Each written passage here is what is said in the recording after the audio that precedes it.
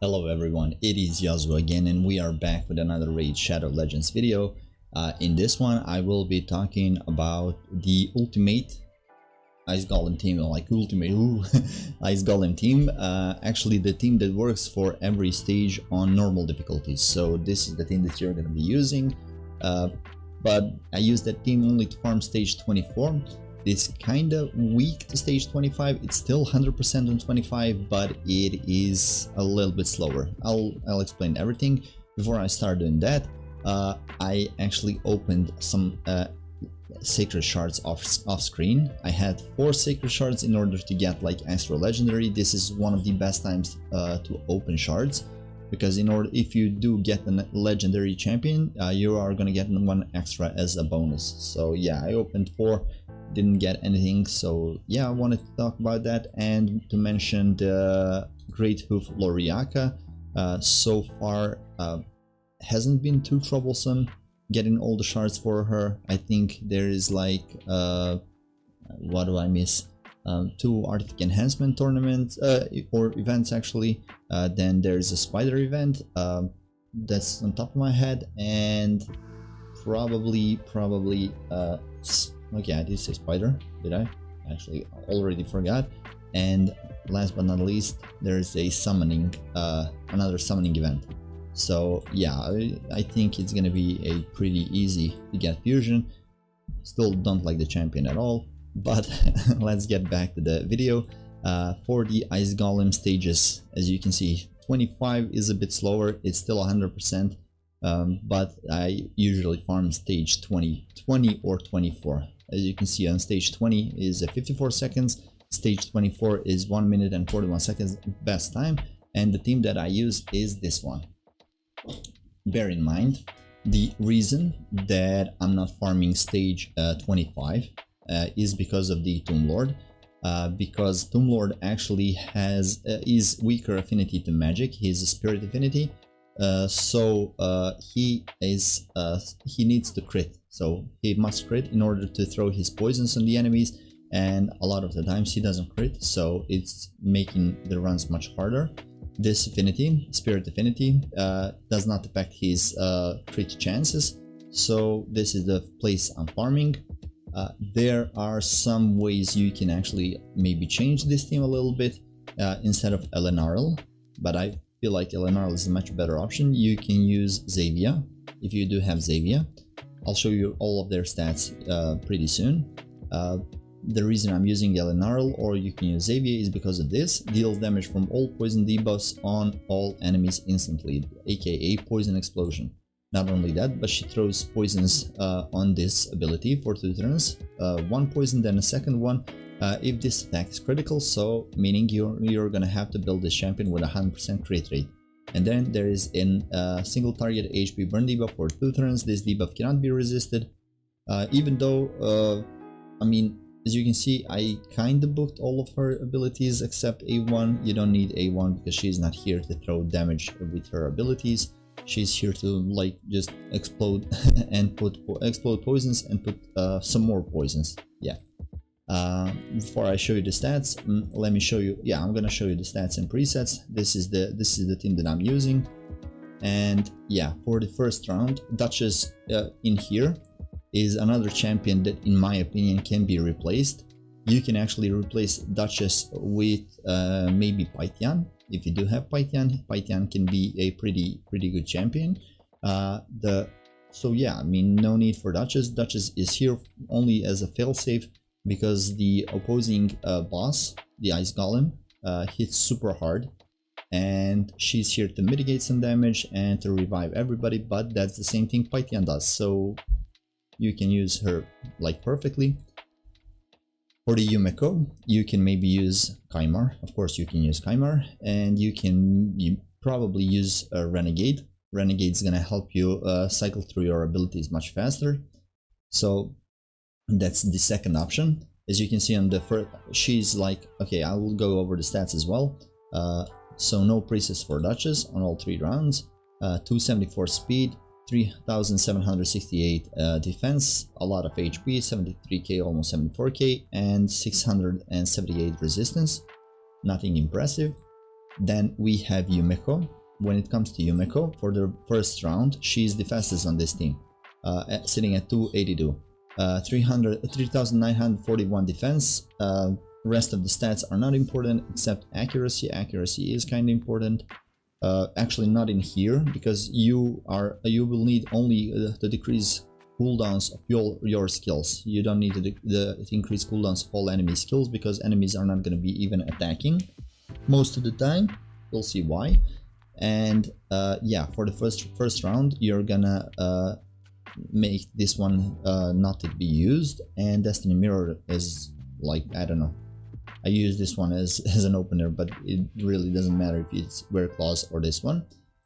For the round 2, Dance of Time has to be the opener, and round 3 we don't care about that one. Now for the Elenarl, Smolder, okay, speed 245. You need kind of high speeds on her, because you need to have your turn twice before your enemies like attack even once. So 245 speed, 100% crit rate is a must. Rest of these stats, and of course accuracy is a must on her. Rest of these stats are honestly nothing that you need, nothing impressive. And yeah, you don't even need like this attack, this crit damage, nothing. So she needs to throw these poisons on her first turn. Then she is gonna go ahead and use Combust. Same thing does on the round 2, and for the round 3 we don't honestly care. Then for the Tomb Lord, Death Burst, aka the ability to throw 4 poison debuffs on enemies. If you have 100% crit rate, has to be like priority in here as well. In this place we don't care. Other thing that Tomb Lord is amazing against this boss is this ability that throws decreased attack and decreased defense, 100% decreased attack, decreased defense. So yeah, I mean, this is probably one of the best champions for this boss. If you do not have Tomb Lord, you can probably use Calvalax, you can use Theodore the Savant, yeah, you can use that epic, was he from Skinwalkers or Lizardman, or I don't know, that throws 4 poison debuffs, so you can actually use him as well. That throws poison debuffs and puts unkillable on himself. Speeds on Tomb Lord, he is just 2 speeds off of Elenarl, so down from Elenarl, 100% crit rate, 336 crit damage. Again, rest of the stats not important. I actually built him when I got him, I don't know, maybe year and a half ago, and did not change almost any of his stats. And last but not least, this is a free champion, Doom Tower normal champion, and that is Dark Kale. Dark Kale has to be 235 speed, so he's slower than these guys, actually slower than anybody else. I mean, this is in my opinion 235. He can actually be a bit faster, a bit slower, but turn order has to be like this one. So for his first ability, A1, he's gonna use A2 actually, and then again he's gonna use A2, and for the round 3 we don't honestly care. These are the stats. Of course, like Tomb Lord and Elenarl, he has to have 100% crit rate and some high accuracy, and that's it. Nothing else. Honestly, nothing else. So I'm gonna use this team. I'll show you how it works. Yeah, I'm gonna use this Super 8. Okay, these are honestly not important things. Okay, this is where the fun starts, if I can say that. This is something that can happen. So this is some things that I said in the very start. Can delay this battle a little bit, but still this battle is kind of fast. It goes for, as you can see, was it 1 minute and 40-ish seconds up to 2 minutes 30. So yeah, but still I don't think I've lost with this team ever, and she is the main reason. Duchess is the main reason, because she throws so many, I mean, not throws, but does so much good supporting, if I can say that. Yeah, with her damage mitigation and with her revivals. So amazing champion. I'll say it again, Pythian is a perfect replacement actually for her. You're gonna have some buffs on you. Pythian throws some buffs. so he'll actually be able to mitigate some damage. So yeah, you can use Pythian as well. So as you can see, almost every champion in this team is replaceable, except maybe for Dark Hill. But yeah, I mean, Elenarl perfectly replaceable with Xavia, Tomb Lord perfectly replaceable with Calvalax, Theodore the Savant, and probably the epic. For the life of me, I cannot remember the name of that epic. And Yumeko is replaceable with Kaimar and Renegade. So this happens from time to time. Somebody dies on the team, but it's still nothing too serious, as long as Duchess is alive. And this is the way to beat him. So plenty of poisons, and poisons are going to be able to finish off the enemy.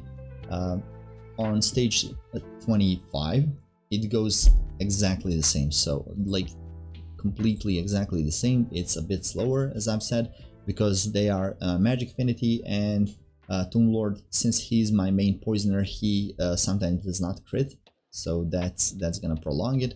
When it comes to stage 20, let's go for the stage 20 as well with this team. The reason why it's much faster is because the boss doesn't have a max HP cap, which means that you'll see poison explosions actually deal more than 10% of damage. So after stages 20, like 21 to 25, bosses have a damage cap of 10% max HP to be lost from these poison explosions, from Seer's abilities and stuff like that. But stage 20 does not have that, so yeah, pretty easy. Watch me have lower time than the previous run. It would be hilarious.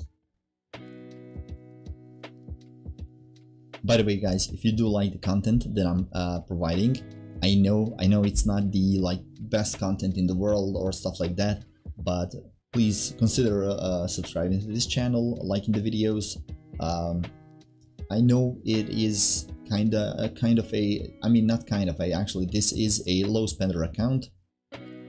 See, stuff like this can happen, but it is a low spender account, and I think it's kind of more relatable with people. But I mean, if you do enjoy the content, if you want to support me, go ahead. So yeah, this is the time for the Ice Golem stage 20. Legit works the same way on every other stage. The only problem is you cannot run this on hard stages, because on the hard stages the boss is immune to poisons. He can only be defeated with burns, and as you can see in here, my times are horrendous, 6 minutes. There was a team that I used for this one, I forgot which one was it, but yeah, I mean, it had one HP burn champion, and the rest of them were supports and revivers and stuff like that, but it is super slow. So that would be it for this video. Hope you guys like it. If you did, make sure to leave a like, subscribe to the channel, and I'll see you in the next one. See ya.